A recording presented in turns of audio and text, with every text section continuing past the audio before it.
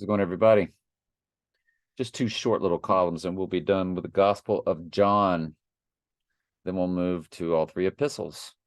I tell you the truth, when you were young, you were able to do as you liked. You dressed yourself, you went wherever you wanted to go. But when you are old, you will stretch out your hands, and others will dress you and take you where you don't want to go. Jesus said this to let him know by what kind of death he would glorify God. Then Jesus told him, "Follow me." Peter turned around and saw behind them the disciple Jesus loved, which again is John, the writer of this gospel, which it is stated often that there is a disciple that Jesus loved, and it's only in the Gospel of John. And of course, John was given the end times book of Revelation to write. And Peter and Daniel, who wrote the Old Testament end times version of the Revelation, was also greatly loved by God. And he is told that directly by an angel.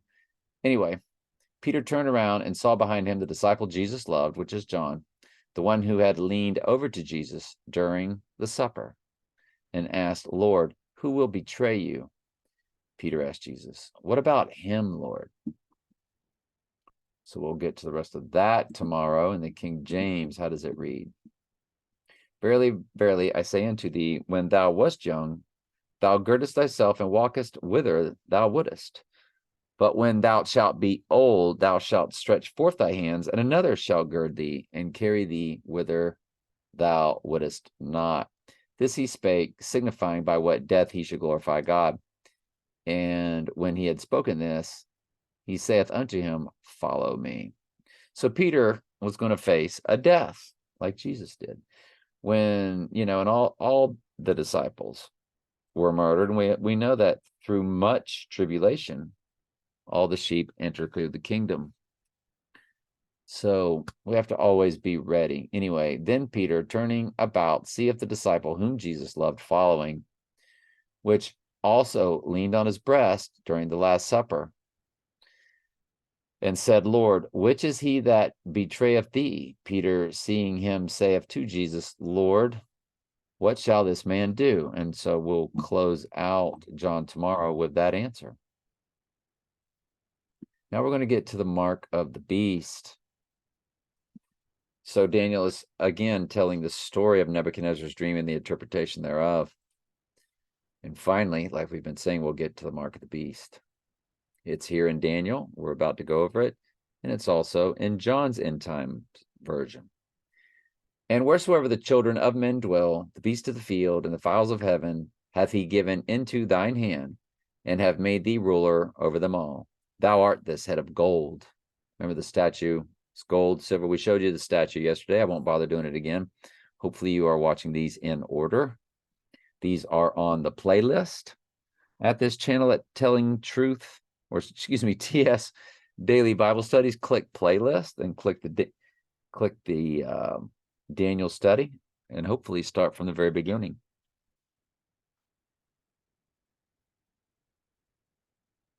"After thee shall arise another kingdom inferior to thee." So the next one's the Medes and the Persians, and it won't be as strong as the original Babylon. "After thee shall arise another kingdom inferior to thee, and another third kingdom of brass, which shall bear ruler over all the earth. And a fourth kingdom shall be as strong as iron." And so you're going over the Medes and the Persians, then the Grecian Empire, which and then you had the Roman Empire. Now, the Roman Empire was in the days of Jesus, but the language was Greek from the previous empire, which was why his word was written in the very complex, complicated Greek language, because it's a mystery. So many different definitions for each Greek word. God didn't love everybody on earth. "For God so loved cosmos" in the Greek, which the first usage is appropriate, harmonious arrangement, order, constitution, government. He loved what he ordained from before the foundation of the world.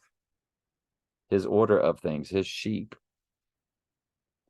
And the fourth kingdom, which is the Roman Empire, shall be as strong as iron, for as much as iron breaketh into pieces and subdue all things, and as iron that breaketh all these, shall it break in pieces and bruise. Now, we're sort of, today's kingdom is sort of a subsidiary of Rome.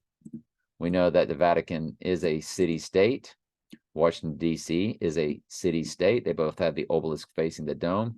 And now you're going to get to an offshoot of this final Roman kingdom, which will be the mark of the beast, Antichrist kingdom.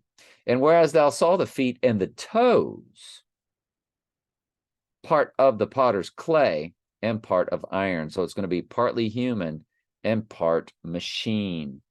The kingdom shall be divided, sheep and goats. But there shall be in it of the strength of iron, for as much as thou sawest the iron mixed with the miry clay. See, the machine is mixing with man. What's in the machine? The ghost is in the machine. The demons are in the machine. The fallen angels are in the technology. That's what artificial intelligence is. And as the toes of feet were part of iron and part of clay,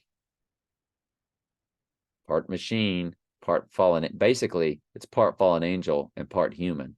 So the kingdom shall be partly strong and partly broken. Strong, sheep. Broken, fallen angels possessing humans, human goats. When they worship the image of the beast, they will be entered and possessed. And the fallen angels using human bodies will start killing sheep rapidly.